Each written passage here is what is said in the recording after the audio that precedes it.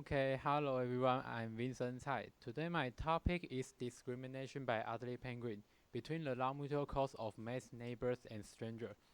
But before today's presentation, I would like to introduce this kind of penguin. This kind of penguin has many characteristics, so I picked some important to show you. First, they are colonial breeding. What is colonial breeding? That means they most of them breed at the same time, and they are monogamous. What is monogamous?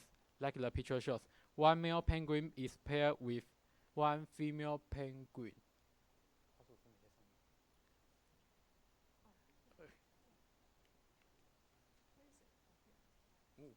Okay, and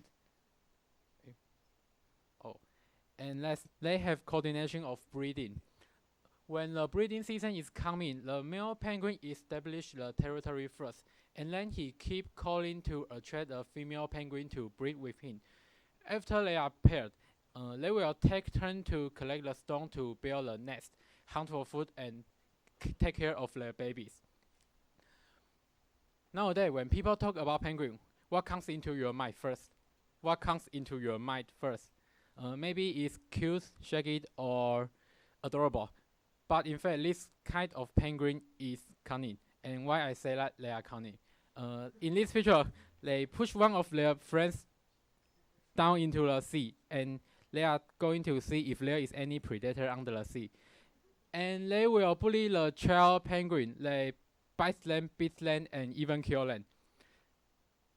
In addition to that, this kind of penguin will steal the stone from other penguins' nests. So, as mentioned previously, to discriminate the relationship between other penguin in a colony is necessary for elderly penguin. So, our study is to test if they can do that. This is our study site in Antarctica, Cape Verde of Ross Island. We choose 15 breeding pairs of penguin in this colony, and all of their breeding history has recorded for many years. In our study, we have 3 steps. First, we record the call from the penguin in the study colony, and then we conduct the playback experiment twice.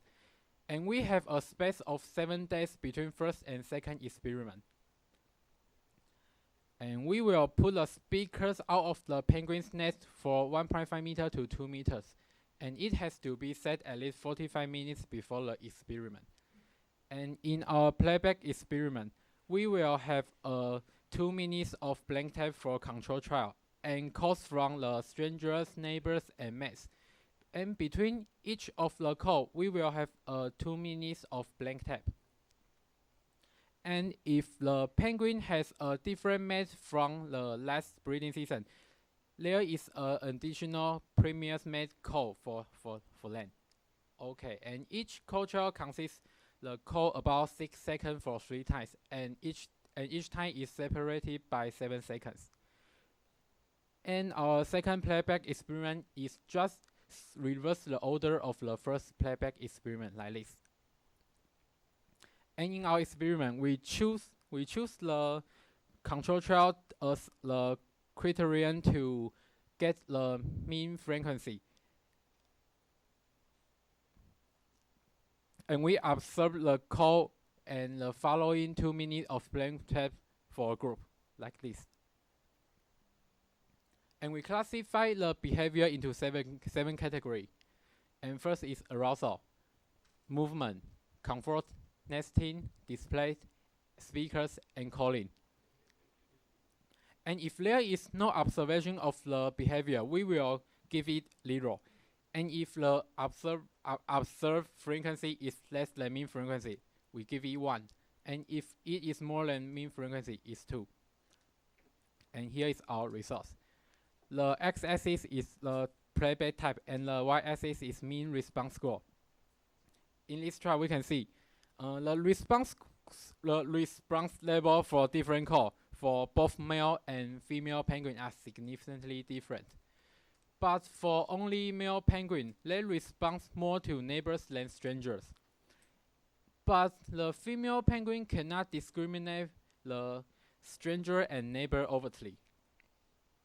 And both male and female, they respond greater to their mate. However, for the previous match, there was almost the same to they react to neighbors and strangers. And in the following chart, the x-axis is the behavior category and y-axis is the mean response score. In the study, we can see there are 60% of male penguins. They respond to strangers with arousal behavior only. But 18% of the male penguins respond to their mates with additional behavior. Nesting, speakers, and calling, these three kinds of behavior, they respond more to their mates than strangers.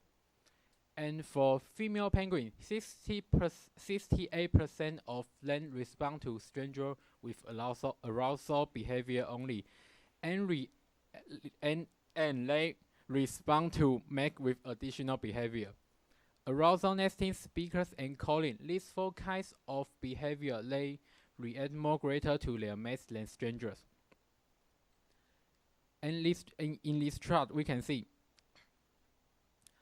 the male penguin they respond more speakers' behavior to their mates than stranger, and the female penguin respond more active as well. And we can see the male penguin respond comfort and nesting behavior more to neighbors than stranger, but the female penguin cannot discriminate who is their neighbors and who is stranger. There is no difference between the relation. And this is our discussion. So what makes difference between male and female adult penguin? We think because the male penguin they establish the territory first, so they have more chance to familiar with their neighbors' call, and that they can discriminate between neighbors and strangers. And why adult penguins seem most to their mates but not strangers? For animals, they have to defend themselves, so they will notice the stranger or predator more. But for penguin, it's more important for them to recognize their mates and nest.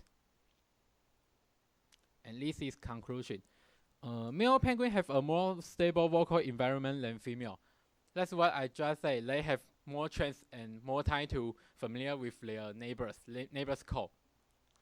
And the level of comfort and nesting behavior will indicate to imply male penguin can discriminate neighbors and stranger, like the chart show. This. Yes, my presentation is finished.